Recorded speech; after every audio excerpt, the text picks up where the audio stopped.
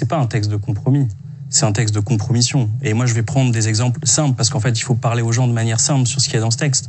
Aujourd'hui, on entre dans l'hiver. Demain, il va faire moins 2 degrés ou quelque chose comme ça. En tout cas, je quittais la Picardie ce matin, il faisait 2 degrés. Qu'est-ce qui va se passer? Vous avez des étrangers qui sont en situation irrégulière, d'accord, qui vont se retrouver sans accès à l'aide, à l'hébergement d'urgence. Donc, qu'est-ce qui va se passer? Vous allez avoir des travailleurs sociaux qui vont arriver devant des gens qui sont en détresse, qui sont dans la rue, qu'il faut protéger. Ils vont faire quoi? Ils vont appeler le SAMU et ils vont dire « Attention, ce monsieur est sous OQTF et donc comme il est sous OQTF, c'est dans votre texte. » C'est dans votre texte. Vous dites c'est faux.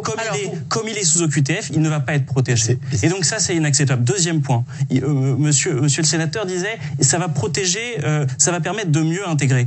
Comment, en supprimant les allocations familiales ou en les éloignant pour des familles qui travaillent, comment voulez-vous que ça améliore la manière dont les gens vont s'insérer dans la société française? Quand vous leur coupez des choses qui leur permettent de se loger, de vivre dignement en famille. Ce texte-là, parce qu'en fait, au début, c'était quand même l'idée de se dire ce sont les étrangers en situation irrégulière. C'est ça qui était présenté.